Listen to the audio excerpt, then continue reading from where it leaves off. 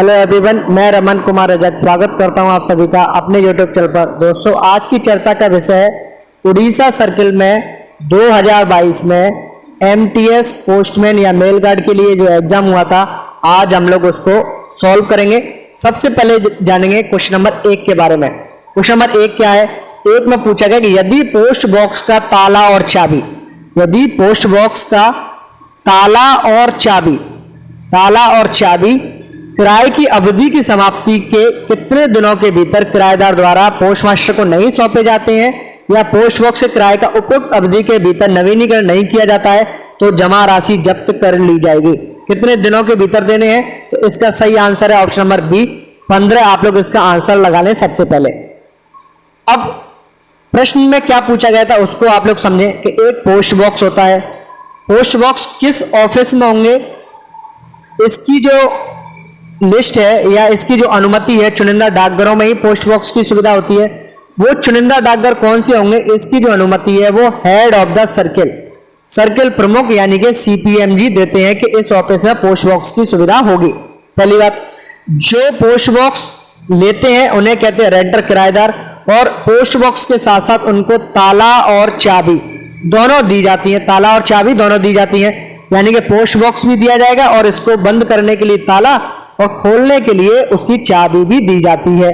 But it किराएदार क्या करता है? ये किराएदार है, ये पोस्ट बॉक्स है आपका। इस पोस्ट बॉक्स का किराया मान के चलते हैं कि किराएदार ने तिमाही रूप से जमा करवाया है।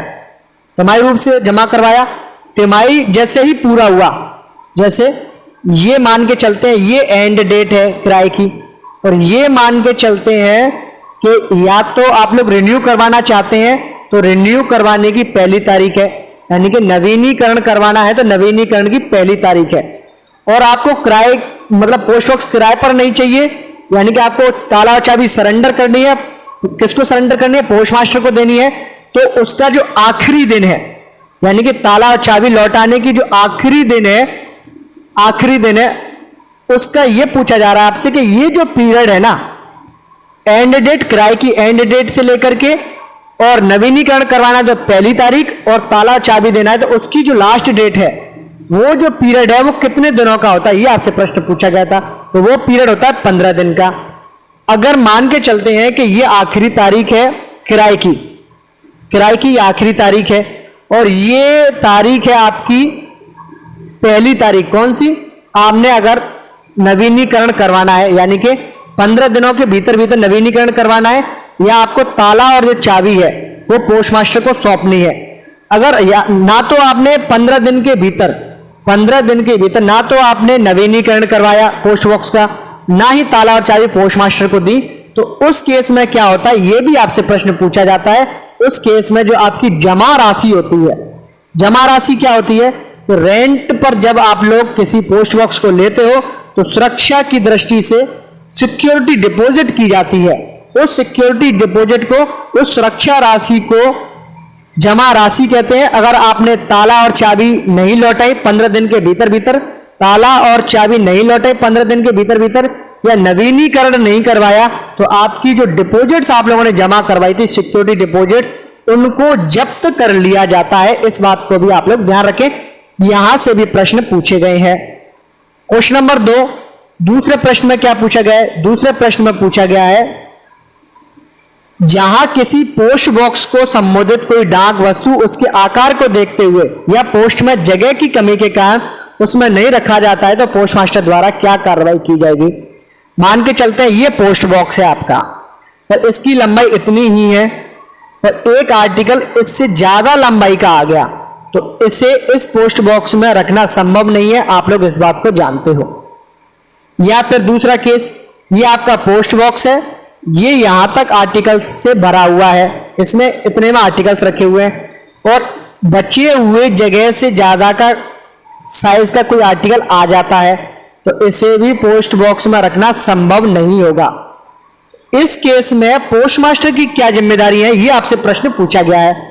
तो इस केस में पोस्ट मास्टर की ये जिम्मेदारी है कि ये जो आपका आर्टिकल या तो साइज में बड़ा है पोस्ट बॉक्स से या जितनी जगह है उससे ज्यादा का बड़ा है, तो उस आर्टिकल को कहां पर रखेंगे? उस आर्टिकल को डिलीवरी डिपार्टमेंट में रखेंगे, डिलीवरी डिपार्टमेंट में, वितरण विभाग में रखेंगे। और इस संबंध में, किस संबंध में, ये जो आर्टिकल है इसकी जो सूचना है वो कहां पर रखेंगे, वो रखनी होगी पोस्ट बॉक्स के अंदर। पोस्ट बॉक्स के अंदर आपको सूचना लिख के रखनी है और इस आर्टिकल को आपको वितरण के विभाग में रखना होगा, वितरण के विभाग में रखना होगा। इन दोनों ही बातों का आप लोग ध्यान रखेंगे। ऑप्शन नंबर बी हो जाएगा इस प्रश्न के लिए सही आंसर। आप लोगों को यहां डिलीवरी डिपार्टमेंट की जगह वो कुछ और डिपार्टमेंट दे सकता है। क्या दे सकता है, जैसे डिपॉजिट डिपार्टमेंट दे दिया, मेल डिपार्टमेंट, तो कुछ भी दे सकता है। तो आप लोगों को कंफ्यूज नहीं होना है, यहां पर डिलीवरी डिपार्टमेंट ही आपका आंसर आएगा। ऑप्शन नंबर बी हो जाएगा इस प्रश्न के लिए सही आंसर। क्वेश्चन नंबर 3, तीसरे प्रश्न में पूछा गया कि सेवा डाक टिकटों का उपयोग करने के लिए अधिकृत सरकारी अधिकारियों द्वारा पोस्ट किए जाने वाले आधिकारिक डाक वस्तुओं पर क्या लिखा हुआ होना चाहिए।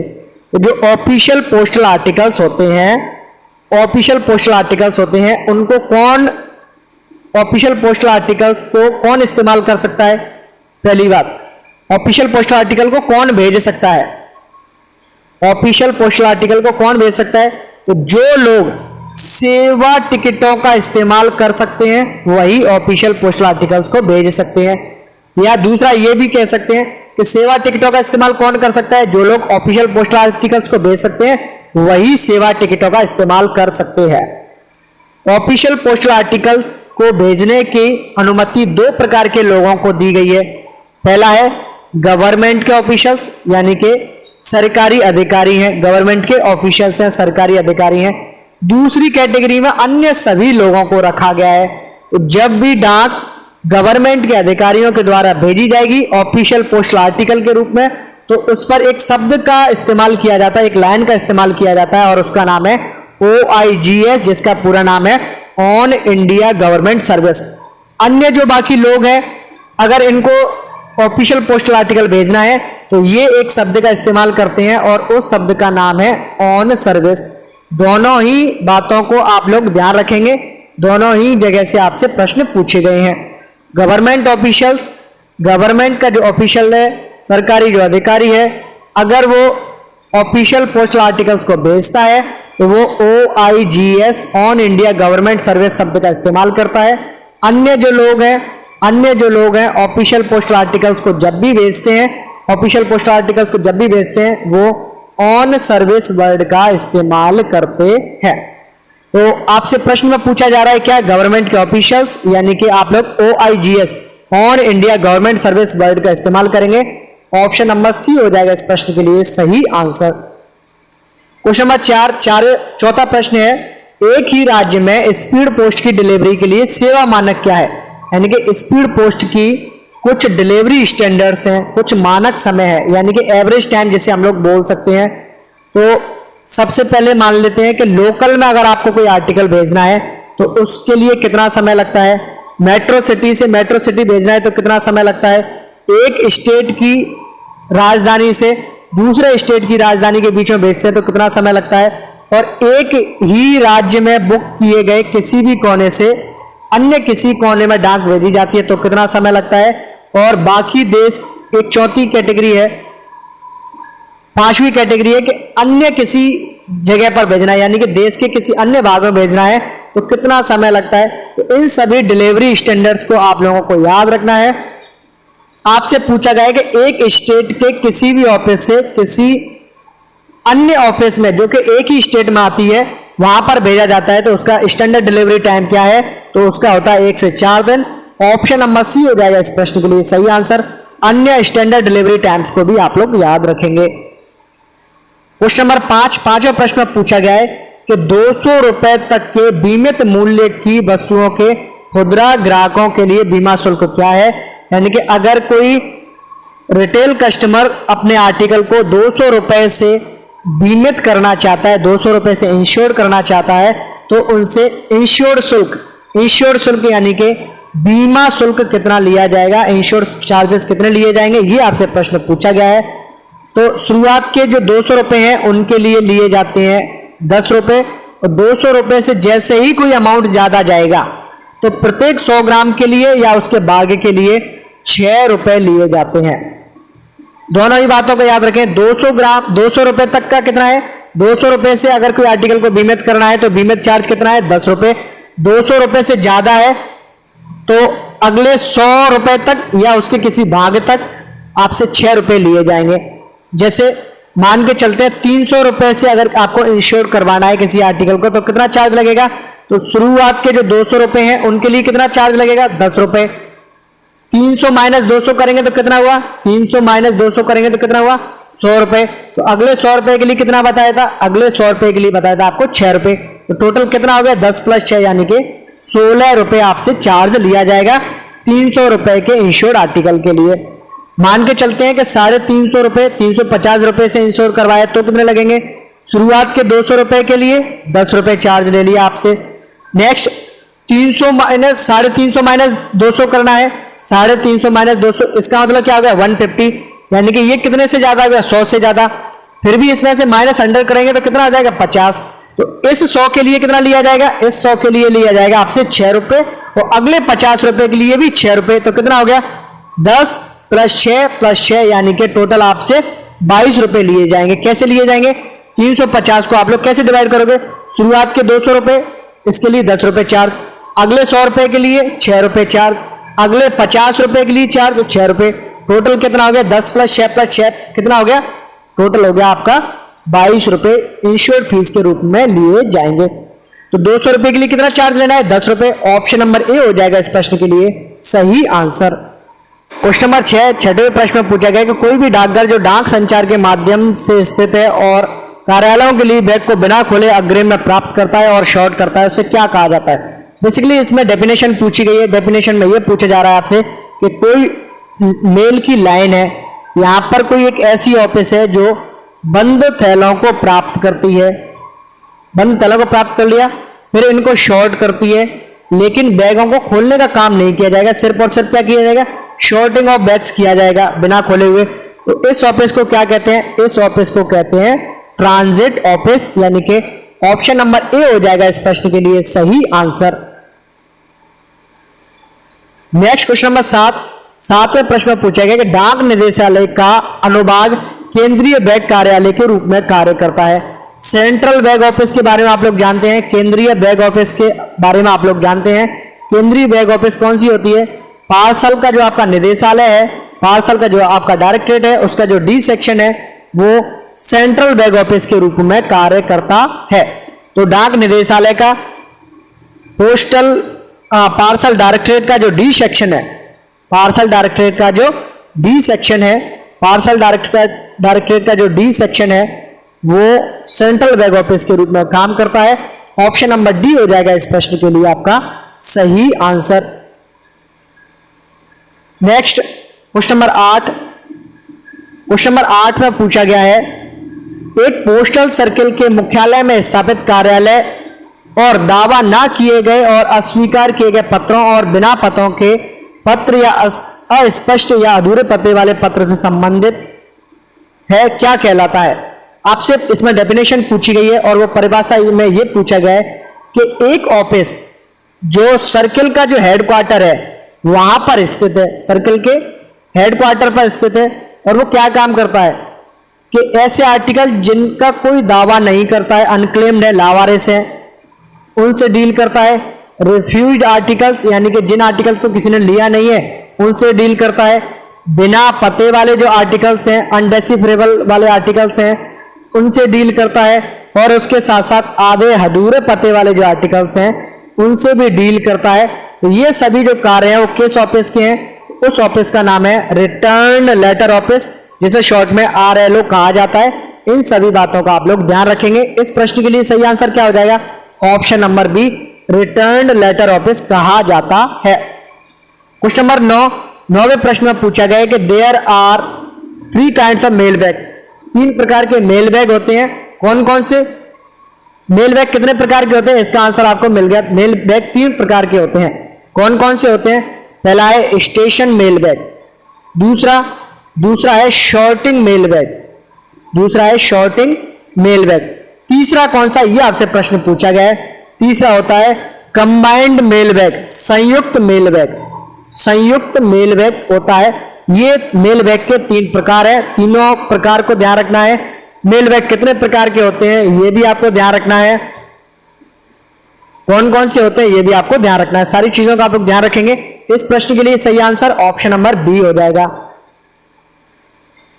क्वेश्चन नंबर 10वें प्रश्न में पूछा गया है कि एक पार्सल बैग में साधारणतः पंजीकृत पार्सल, बीपी पार्सल और क्या होता है। तो एक पार्सल बैग में रजिस्टर्ड पार्सल आपको मिलेंगे, पंजीकृत पार्सल मिलेंगे, इसके अलावा बीपी पार्सल मिलेंगे और इसके अलावा और क्या मिल सकता है, इसके अलावा आपको मिल सकता है एक इंश्योर्ड बैग।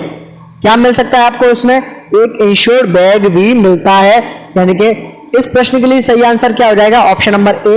एक पार्सल बैग में पंजीकृत पार्सल, बीपी पार्सल के अलावा एक इंश्योर्ड बैग भी होता है। इंपॉर्टेंट पॉइंट ध्यान रखना है पार्सल बैग से संबंधित, वो ये है कि पार्सल के जो बैग्स होते हैं वो नॉट आ ड्यू बैग होते हैं। क्या होते हैं, नॉट आ ड्यू बैग होते हैं, ड्यू बैग नहीं होते हैं वो। यानी कि अगर कोई आर्टिकल है तो उनको बंद किया जाएगा, पार्सल बैग बनाया जाएगा। आर्टिकल नहीं है तो पार्सल बैग नहीं बनाए जाते हैं। और उनको जब डिस्पैच किया जाता है तो उन्हें कैसी मेल समझा जाता है, तो डिस्पैच करते समय इनको अनयूजुअल मेल की तरह ट्रीट किया जाता है। यानी कि अनयूजुअल मेल की तरह उनको ट्रीट किया जाता है, अनयूजुअल बैग की तरह उनको ट्रीट किया जाता है। इस बात को भी आप लोग ध्यान रखेंगे, अनयूजुअल मेल की तरह इनको ट्रीट किया जाता है। क्वेश्चन नंबर 11वें प्रश्न में पूछा गया कि निम्नलिखित में से कौन सा सही है। तो यह प्रश्न उड़ीसा सर्किल का है और ये उड़ीसा सर्किल के अंदर का प्रश्न, अंदर से मतलब कि डिवीजन कौन सा है, किस रीजन में कौन से डिवीजन आते हैं, वो सारी चीजें हैं। लेकिन यहां इंपॉर्टेंट बात ये ध्यान रखनी है कि आप लोग अपने सर्किल्स के, आपके सर्किल में कितने रीजन्स हैं, आपके सर्किल में कितने रीजन्स हैं, कौन से रीजन में कौन सा डिवीजन आता है और उन डिवीजन्स को ऐड कौन करता है, इन सारी चीजों को आप लोग ध्यान रखेंगे। क्वेश्चन नंबर 12वें प्रश्न में भी यही पूछा गया है कि जो कोटापुर डिवीजन है उसके मुखिया कौन है, एसएसपीओज हैं, या आरएमएस बीजी डिवीजन का कौन है, एसएसआरएम। ये सारी प्रश्न आपसे इंटरनली पूछे गए, आप लोग अपने अपने सर्कल्स का याद रखेंगे। तो एक बात आप लोग यहां ध्यान रख सकते हैं, वो ये है कि अगर आपका कोई डिवीजन है, डिवीजन्स को 2 कैटेगरीज में हम लोग डिवाइड कर सकते हैं और वो है कैटेगरी ए और बी। कैटेगरी ए के डिवीजन्स के जो हेड होते हैं वो सीनियर सुपरिटेंडेंट होते हैं, एसएसपी होते हैं। आरएमएस की बात करेंगे तो एसएसआरएम होंगे। बात करें बी कैटेगरी के जो डिवीजन्स हैं उनके हेड होते हैं सुपरिटेंडेंट, या उनको कह सकते हैं हम लोग एसआरएम, आरएमएस के अगर डिवीजन्स है तो। इन सारी बातों का आप लोग ध्यान रखेंगे और अपने सर्कल के अंदर जितने भी डिवीजन्स हैं वो एक कैटेगरी के, बी कैटेगरी के, उन सारी चीजों को, रीजन्स कितने हैं, इन सारी चीजों का आप लोग ध्यान रखेंगे। नेक्स्ट क्वेश्चन नंबर 13वें प्रश्न में पूछा गया है कि प्रथम श्रेणी के प्रधान डाकपाल अपने स्वयं के कार्यालयों के संबंध में की सभी शक्तियों का प्रयोग करते हैं। फर्स्ट क्लास के जो हेड पोस्टमास्टर हैं उनकी जो ऑफिस होती है वो कौन सी होती है, उनकी ऑफिस होती है फर्स्ट क्लास की प्रथम श्रेणी की हेड ऑफिस होती है, जिन्हें हम लोग गजेटेड ऑफिस के नाम से भी जानते हैं, गजेटेड ऑफिस भी उनको कहते हैं। तो वो अपनी ऑफिस में जो सुपरिटेंडेंट की जो पावर्स होती है, अधीक्षक की जो पावर्स होती है, superintendent of the post office की जो शक्तियां हैं, जो पावर्स हैं, उनका इस्तेमाल करते हैं। यानी कि ऑप्शन नंबर ए हो जाएगा इस प्रश्न के लिए सही आंसर। प्रथम श्रेणी के प्रधान डाकपाल अपनी ऑफिस में superintendent of the post office, अधीक्षक डाक की जो पावर्स हैं उनका इस्तेमाल करते हैं। क्वेश्चन नंबर 14वें प्रश्न में पूछा गया कि विस्तारित घंटों के दौरान रात्रि डाकघर आमतौर पर क्या काम करते हैं। तो जो नाइट पोस्ट ऑफिस होती हैं उनके समय का जो निर्धारण है वो हेड ऑफ द सर्किल के द्वारा किया जाता है। इनके समय में बढ़ोतरी डीजी पोस्ट के द्वारा की जाती है। इनके समय को रात्रिकालीन 8:30 बजे तक बढ़ाया जा सकता है, रात 8:30 बजे तक बढ़ाया जा सकता है। और इस बढ़े हुए समय में डीजी पोस्ट के द्वारा दिए गए कामों को किया जाता है। और सामान्यतः कौन से काम होते हैं ये आपसे प्रश्न पूछा गया है। तो पंजीकृत आर्टिकल की बुकिंग के साथ साथ बीपी आर्टिकल्स की बुकिंग की जाती है, ऑप्शन नंबर ए बिल्कुल सही है। ऑप्शन नंबर बी में कि पोस्टल ऑर्डर्स की बिक्री और पोस्टल स्टैम्प्स की बिक्री की जाती है, ऑप्शन नंबर बी बिल्कुल सही है। ऑप्शन नंबर सी में है कि एसबी अकाउंट में जमा निकासी की जाती है, गलत है। पोस्ट ऑफिस के सेविंग बैंक संबंधी कार्य यानी कि जमा और निकासी से संबंधित जो कार्य हैं, जमा और निकासी से संबंधित जो भी कार्य हैं वो नहीं किए जाते हैं। डाक का जो वितरण है, मेल्स की जो डिलीवरी है वो भी नहीं की जाती, आप लोग ध्यान रखेंगे। और ऑप्शन नंबर डी में है बोथ ए एंड बी, तो इस प्रश्न के लिए सही आंसर होगा वो option number D, both A and B are correct. Question number 15वें प्रश्न में पूछा गया है mobile post office remain closed on. जो मोबाइल पोस्ट ऑफिस है वो कब बंद रहती है, मोबाइल पोस्ट ऑफिस कब बंद रहती है? ऑप्शन नंबर 1 में संडे को, बिल्कुल सही बात है, संडे को बंद रहती है। ऑप्शन नंबर बी में है हॉलीडेज को, बिल्कुल सही बात है, हॉलीडेज को बंद रहती है। और ऑप्शन नंबर सी में बोथ संडेज एंड हॉलीडेज, तो इस प्रश्न के लिए सही आंसर क्या हो जाएगा? Option number C, mobile post office Sunday और पोस्टल हॉलीडेज के अलावा राष्ट्रीय छुट्टियों के दिन भी बंद रहती है। क्वेश्चन नंबर 16वें प्रश्न में पूछा गया है डाकघर आवर्ती जमा खाते के संबंध में निम्नलिखित में से कौन सा सही नहीं है? आरडी के जो अकाउंट्स है उससे संबंधित कौन सा स्टेटमेंट या कौन सा ऑप्शन गलत है, ये आपसे पूछा गया है। पहला है आरडी अकाउंट को नगद या चेक द्वारा खोला जा सकता है, ऑप्शन नंबर ए बिल्कुल सही है, कैश से भी खोल सकते हैं और चेक से भी खोल सकते हैं। ऑप्शन नंबर बी है मासिक जमा की न्यूनतम राशि 100 रुपए और अधिकतम उससे अधिक है, यानी कि मिनिमम आरडी अकाउंट को 100 रुपए से खोल सकते हैं और उससे ज्यादा से भी खोला जा सकता है, ऑप्शन नंबर बी बिल्कुल सही है। ऑप्शन नंबर सी में है कि खाता खोलने की तारीख से अकाउंट ओपनिंग की डेट से 3 साल बाद खाते को प्री मैच्योर रूप से बंद किया जा सकता है, बिल्कुल सही बात है। 3 साल या 36 माह दोनों एक ही बात है, यानी कि आरडी अकाउंट्स को खाता खोलने के 3 साल बाद या 36 माह के बाद में प्री मैच्योर रूप से क्लोज किया जा सकता है। ए बी सी तीनों सही है। और ऑप्शन नंबर डी में आरडी के जो अकाउंट्स हैं उन्हें परिपक्वता की तारीख से 10 साल तक बिना जमा के भी रखा जा सकता है। इसमें यह बताया गया है कि जो आरडी के जो अकाउंट्स हैं उनको मैच्योरिटी के बाद, मैच्योरिटी कब होती है? 5 साल के बाद में, मैच्योरिटी के बाद 10 साल तक इन्हें बिना किसी जमा के रखा जा सकता है, जो कि गलत है। 10 साल नहीं होगा, यहां पर क्या होगा? 5 साल तक रख सकते हैं। तो इसकी जगह 10 साल की जगह पर क्या सही होना चाहिए था? यहां पर होना चाहिए था 5 साल तक इसे रख सकते हैं। ऑप्शन नंबर डी गलत है, इसलिए इस प्रश्न के लिए सही आंसर होगा वो होगा option number D. Question number 17वें प्रश्न में पूछा गया कि राष्ट्रीय बचत मासिक आय खाते MIS के लिए 1/7/2022 से ब्याज दर क्या है? तो ब्याज दर वाली जो क्वेश्चंस है आप लोगों को अपडेटेड याद रखने हैं, इसलिए आप लोग इस प्रश्न को भी इग्नोर करेंगे। क्वेश्चन नंबर 18वें प्रश्न में पूछा गया कि निम्नलिखित में से कौन सा स्टैम्प्ड कैलेंडर 2/8/22 को जारी किया जाएगा?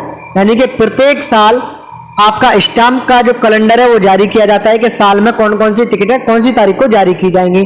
तो आप लोगों को 2022 की याद ना रख के आपको 2023 की याद रखनी होगी। अगर आपसे प्रश्न पूछा जाएगा तो वहीं से पूछा जाएगा। क्वेश्चन नंबर 19वां प्रश्न आपसे कई बार पूछा गया है। 19वें प्रश्न में है कि पोस्टल मैनुअल वॉल्यूम 5 के किस अध्याय में परिभाषाएं दी गई है? तो पोस्टल मैनुअल वॉल्यूम 5 के चैप्टर नंबर 1 अध्याय नंबर 1 में परिभाषाएं दी गई हैं और यही आपके सिलेबस में है। ऑप्शन नंबर ए हो जाएगा इस प्रश्न के लिए सही आंसर। क्वेश्चन नंबर 20वें प्रश्न में पूछा गया है कि पोस्टल मैनुअल वॉल्यूम 5 का नियम 4 कौन सा नियम? नियम 4 या क्लॉज नंबर 4 या परिभाषा नंबर 4 किसकी परिभाषा प्रदान करता है? तो रूल नंबर 4 यहां से भी प्रश्न पूछा गया है। Rule number 4 postal manual volume 5 का सुपरिटेंडेंट से संबंधित है, अधीक्षक से संबंधित है। ऑप्शन नंबर सी हो जाएगा इस प्रश्न के लिए सही आंसर। क्वेश्चन नंबर 21वें प्रश्न में पूछा गया है कि सीलिंग के सामान्य नियमों के अनुसार निम्नलिखित में से कौन सा सही है? ऑप्शन नंबर ए, जनता को सलाह दी जाती है कि जो अनरजिस्टर्ड आर्टिकल्स हैं, अपंजीकृत जो पत्र हैं, लेटर्स हैं या पैकेट्स हैं, उनके बाहर मोहरों के लिए सीलिंग मोम का उपयोग ना करें। ऑप्शन नंबर ए बिल्कुल सही है। ऑप्शन नंबर 1 में है कि जनता को यह सलाह दी जाती है कि अगर आप रजिस्टर्ड लेटर भेज रहे हैं या रजिस्टर्ड पैकेट भेज रहे, अनरजिस्टर्ड पैकेट भेज रहे हैं, अनरजिस्टर्ड लेटर, अपंजीकृत पत्र या पैकेट भेज रहे हैं, तो उस केस में आपको क्या करना है? उस केस में आपको जो सीलिंग वैक्स है, सीलिंग मोम है, उसका इस्तेमाल नहीं करना है। ऑप्शन नंबर ए बिल्कुल सही है। ऑप्शन नंबर बी में कि जब अपंजीकृत पत्रों और पैकेटों के बाहर मोहरों के लिए सीलिंग मोम का उपयोग किया जाता है तो मोम या ऊतक या पतले कागज का एक टुकड़ा रखा जाना चाहिए। इसमें यह बताया गया है कि अगर अनरजिस्टर्ड लेटर्स हैं या पैकेट्स हैं, इनके लिए अगर सीलिंग मोम का इस्तेमाल करना ही है तो उस केस में आप लोग कोई पतला सा कागज या कोई टिश्यू पेपर आप लोग यूज कर सकते हैं, जिससे कि जो अनरजिस्टर्ड आर्टिकल्स है, चाहे लेटर मेल का हो चाहे पैकेट का हो, उसको नुकसान ना पहुंचे, इसलिए पतला सा कागज या टिश्यू पेपर आप लोग यूज कर सकते हैं। ऑप्शन नंबर बी सही हो जाएगा। ऑप्शन नंबर सी में तो विदेशी देशों के लिए वस्तुओं के मामले में अनुशंसित सावधानी विशेष रूप से आवश्यक है, जिसमें कई दिनों तक बहुत गर्म जलवायु से गुजरना पड़ता है। सीलिंग वैक्स का क्यों मना किया जाता है कि नहीं लगाना चाहिए? इसका सिंपल मीनिंग यही होता है कि अगर कोई आर्टिकल गर्म जगह से होकर निकलता है, गर्म जलवायु से होकर के निकलता है, तो ये सीलिंग मोम वैक्स है, ये पिघल जाएगी। अगर ये पिघल जाएगी तो इस आर्टिकल को भी नुकसान होगा और इसके अलावा इसके साथ जाने वाले अन्य जो आर्टिकल्स हैं उसका भी नुकसान हो सकता है, इसलिए मना किया जाता है। तो ऑप्शन नंबर ए, बी, सी तीनों सही है। ऑप्शन नंबर डी हो जाएगा इस प्रश्न के लिए सही आंसर, उपरोक्त सभी। क्वेश्चन नंबर 22वें प्रश्न में पूछा गया है कि केवल पत्रों के लिए, फॉर लेटर्स ओनली, अगर किसी लेटर बॉक्स पर यह लिखा हुआ है कि फॉर लेटर्स ओनली, केवल पत्रों के लिए चिन्हित लेटर बॉक्स का उपयोग निम्नलिखित में से किया जाना चाहिए। अगर किसी लेटर बॉक्स पर क्या लिखा हुआ है? यह लिखा हुआ है फॉर लेटर्स ओनली, तो उस लेटर बॉक्स में सिर्फ और सिर्फ लेटर्स को पोस्ट कर सकते हैं आप लोग, और इसके अलावा पोस्ट कार्ड्स को भी डाल सकते हैं। यानी कि ऑप्शन नंबर सी हो जाएगा इस प्रश्न के लिए सही answer. Posting of letters and post cards के लिए इसका इस्तेमाल किया जा सकता है। क्वेश्चन नंबर 23 में पूछा गया है कि post office guide part first, post office guide part first के किस धारा में डाक टिकट लगाने का नियम है? डाक टिकट लगाने का जो नियम है वो पोस्ट ऑफिस की गाइड है, उसके किस रूल में दिया हुआ है? आपसे ये प्रश्न पूछा गया है और ऐसे जो प्रश्न है आपसे लगभग हर एक एग्जाम में पूछे गए हैं और आप लोगों को इंपॉर्टेंट जो क्लॉजेस हैं आपको उसको ध्यान रखना है। जैसे पैकिंग संबंधी नियम है, और इसके अलावा एड्रेस वाला कौन सा रूल है, और नाइट पोस्ट ऑफिस वाला कौन सा है, मोबाइल पोस्ट ऑफिस का कौन सा है, ऑर्गेनाइजेशन वाला कौन सा है, इन सभी चीजों का आप लोग ध्यान रखेंगे। पैकिंग से संबंधी जो रूल नंबर है या क्लॉज नंबर है वो है 15। पैकिंग संबंधी कौन सा है? पैकिंग संबंधी है 15, आप लोग ध्यान रखें। Post office guide part first का 15 नंबर का जो क्लॉज है वो पैकिंग संबंधी है। सीलिंग संबंधी भी आपसे नियम पूछे गए। सीलिंग संबंधी जो नियम है वो कौन से है? सीलिंग संबंधी जो नियम है वो है 16 नंबर। और इसके अलावा आपसे क्या पूछा गया है कि किसी डाक वस्तु पर अगर आपको डाक टिकट चिपकानी है, मैनर ऑफ अफेक्सिंग पोस्टेज स्टैंप्स, यानी कि डाक टिकट चिपकाने का सही तरीका कौन सा है, तो इस संबंधी जो नियम है वो post office guide part first के रूल नंबर 23 या क्लॉज नंबर 23 में है। ऑप्शन नंबर डी हो जाएगा इस प्रश्न के लिए सही आंसर। क्वेश्चन नंबर 24वें प्रश्न में पूछा गया है कि निम्नलिखित में से कौन सा गलत है? ऑप्शन नंबर ए, पता कवर की लंबाई के समानांतर और निचले आधे हिस्से में और पत्र के सामने के दाहिने हाथ की ओर लिखा जाना चाहिए। तो इसमें है कि ये आपका पोस्टल आर्टिकल है। पोस्टल आर्टिकल पर जब भी आप लोग एड्रेस लिखते हैं तो इस एरिया में लिखते हैं, और ये ऊपर से कितने सेंटीमीटर की जगह छोड़ता है? तो ये कम से कम 3 सेंटीमीटर की जगह छोड़ता है। और ये जो एड्रेस है आपका पैरेलल लिखा जाता है। इस तरीके से आप लोग अपने एड्रेस को आगे की तरफ लिखते हैं। और इसमें जो पोस्ट टाउन है, पोस्ट टाउन को आप लोग कैपिटल लेटर्स में लिखते हैं, यानी कि बड़े अक्षरों में लिखते हैं, ब्लॉक लेटर्स में लिखते हैं। ब्लॉक लेटर्स कैसे होते हैं? ब्लॉक लेटर्स इस तरीके से आपके होते हैं। आप लोग कैपिटल लेटर्स का इस्तेमाल करें, ब्लॉक लेटर्स का इस्तेमाल करें, स्मॉल ABCD का इस्तेमाल ना करें पोस्ट टाउन को लिखते समय। और इसके अलावा और क्या लिखते हैं आप लोग? जब भी लैंग्वेज यूज करोगे तो रोमन लैंग्वेज यूज करते हैं, और डिजिट्स यूज करेंगे तो कैसी यूज करते हैं? अरेबिक के डिजिट्स का इस्तेमाल करते हैं। डिजिट्स कैसे यूज करते हैं? अरेबिक के। इन सभी बातों का आप लोगों को ध्यान रखना है। पिन कोड भी लिखा जाएगा तो पिन कोड कहां लिखते हैं? पिन कोड लिखते हैं सबसे नीचे की तरफ। तो आपका गलत कौन सा है? गलत आपका, आपने ऑप्शन नंबर ए लिख लिया कि आपका जो एड्रेस है वो पैरेलल लिखना है, बिल्कुल सही है। ऑप्शन नंबर बी में है कि आपको ऊपर से 3 सेंटीमीटर का मार्जिन छोड़ना है, बिल्कुल सही है। और ऑप्शन नंबर सी में है कि पोस्ट टाउन जब भी लिखेंगे तो बड़े अक्षरों में लिखेंगे, बिल्कुल सही बात है। और ऑप्शन नंबर डी में है कि पोस्ट टाउन का जो पिन कोड है वो ऊपर नोट किया जाना चाहिए, ये गलत है। पिन कोड आपको कहां लिखना है? नीचे की तरफ लिखना है। ऑप्शन नंबर डी हो जाएगा इस प्रश्न के लिए सही आंसर। क्वेश्चन नंबर 25वें प्रश्न में पूछा गया है, पते में निम्नलिखित में से कौन सा विवरण वैकल्पिक है? जब भी आप लोग किसी आर्टिकल पर एड्रेस लिखते हैं तो कौन सी चीज है वो होना अनिवार्य नहीं है, कौन सी चीजें अनिवार्य है, कौन सी कंपलसरी है, कौन सी वैकल्पिक है, आप लोगों को इस बात का भी ध्यान रखना होगा। Option number A, name of the addressee, प्राप्तकर्ता का नाम होना कंपलसरी है, बिल्कुल सही है। Option number B, name of the district, जिले का नाम होना कंपलसरी है, बिल्कुल सही है, जिले का नाम होना चाहिए। Option number C, mobile number, mobile number optional है और आपसे ऑप्शनल ही पूछा गया है, वैकल्पिक ही पूछा गया है। ऑप्शन नंबर सी हो जाएगा आपका सही। ऑप्शन नंबर डी, डी भी आपका कंपलसरी, आपको लिखा हुआ होना ही चाहिए। तो वैकल्पिक कौन सा है? वैकल्पिक होगा आपका mobile number. Option number C correct हो गया। बाकी के ए, बी और डी ये कैसे हैं? ये आपके अनिवार्य हैं, कंपलसरी है, इनको लिखना ही होता है जब आप लोग आर्टिकल को भेजते हो, एड्रेस लिखोगे उस समय। क्वेश्चन नंबर 26वें प्रश्न में पूछा गया, ग्रामीण डाक सेवकों के प्रभारी डाकघरों को अधिकतम किस अवधि के लिए खुला रखा जाता है? तो जो जीडीएस होते हैं वो किन के इंचार्ज होते हैं? जीडीएस होते हैं ब्रांच पोस्ट ऑफिस के, यानी कि बीओ के इंचार्ज होते हैं। तो एक बीओ को आप लोग अधिकतम कितने समय के लिए खोल के रखते हो? तो अधिकतम एक बीओ को 5 घंटे के लिए खोल के रखा जा सकता है। न्यूनतम की बात करें, न्यूनतम कितने समय के लिए रखते हैं? तो न्यूनतम 4 घंटे के लिए खुला हुआ रखते हैं। दोनों ही प्रश्न आपसे पूछे गए हैं। प्रश्न आपसे यहां पूछा गया मैक्सिमम पीरियड, अधिकतम समय, अधिकतम हो जाएगा 5 घंटे। ऑप्शन नंबर ए हो जाएगा इस प्रश्न के लिए सही आंसर। ब्रांच ऑफिस के अधिकारी कौन होते हैं? इंचार्ज ऑफिसर कौन होते हैं? तो ब्रांच पोस्ट मास्टर होते हैं, इस बात का भी आप लोग ध्यान रखें।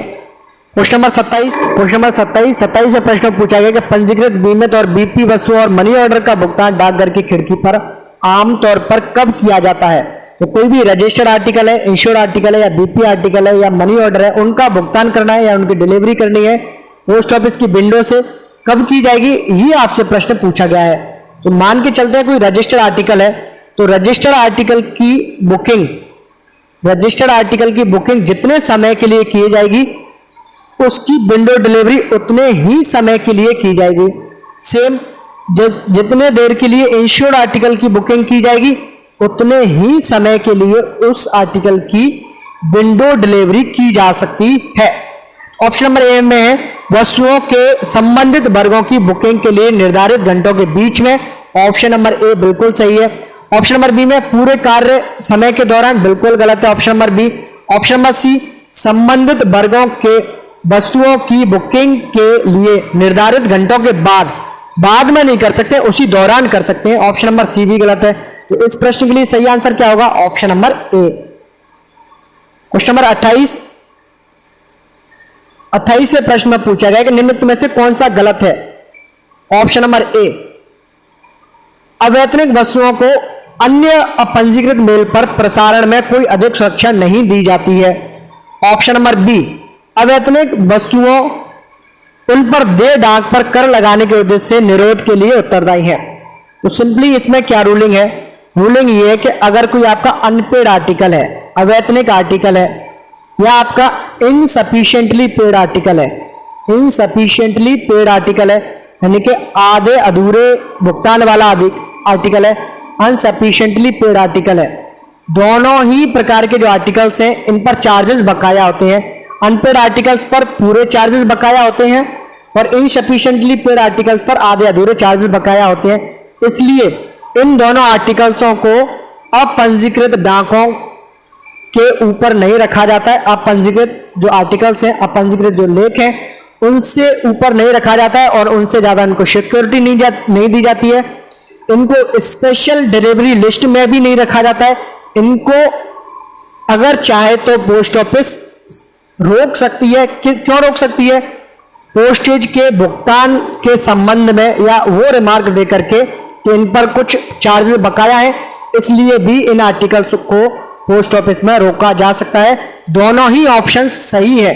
पूछा आपसे गया इनकरेक्ट, आपको क्या आंसर लगाना है? Option number D. दोनों ही सही है, कोई गलत नहीं है। ऑप्शन नंबर डी हो जाएगा इस प्रश्न के लिए सही आंसर।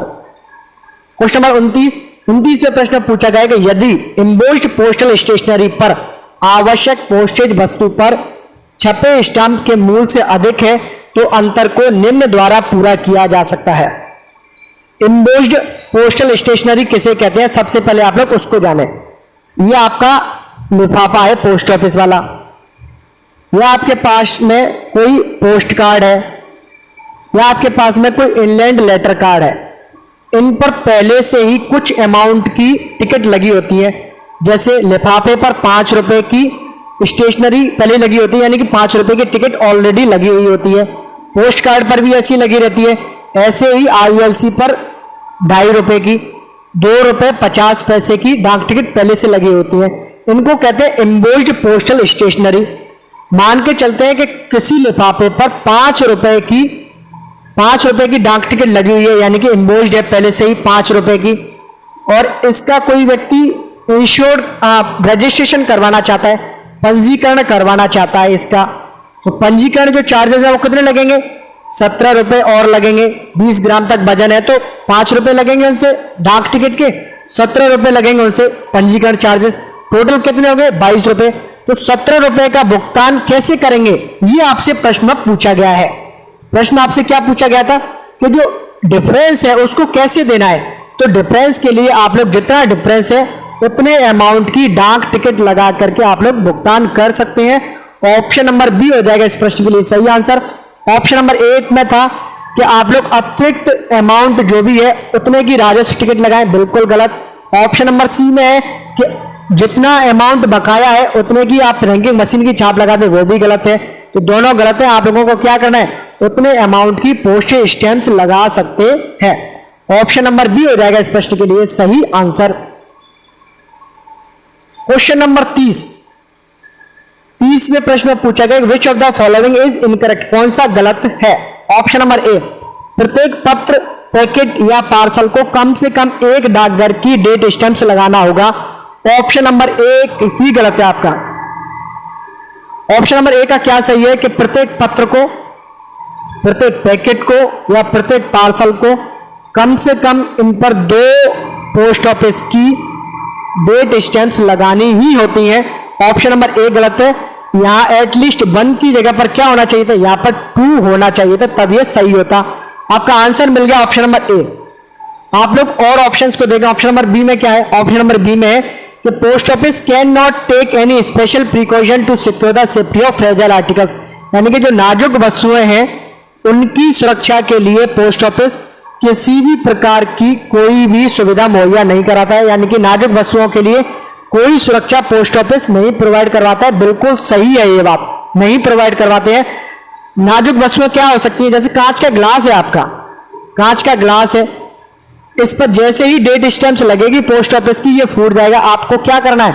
इसकी पैकिंग अच्छे से करनी है, यानी कि इस तरीके की जो नाजुक आर्टिकल्स है, फ्रेजाइल जो आर्टिकल्स हैं, आप लोगों को इसकी जो पैकिंग है, पैकिंग अच्छे से करनी होती है। आप लोग इस बात का ध्यान रखें। ऑप्शन नंबर सी में क्या है? ऑप्शन नंबर सी में सभी वस्तुओं जिन पर मुद्रांकन का दबाव पड़ने की संभावना है उन्हें मजबूत कवर में पैक किया जाना चाहिए। बिल्कुल सही बात है। ऐसा लगे कि आपके आर्टिकल को डेट स्टैम्प से, तारीख मोहर से नुकसान हो सकता है, तो आप लोग इसको पहले से ही मजबूत कवर में पैक करके ला सकते हैं। बिल्कुल सही बात है। प्रश्न के लिए सही आंसर ऑप्शन नंबर ए हो जाएगा। और इसी के साथ साथ आपका जो क्लास है, जो पेपर है, वो भी सॉल्व हो गया है। और इसी के साथ इस वीडियो को करता हूं मैं एंड।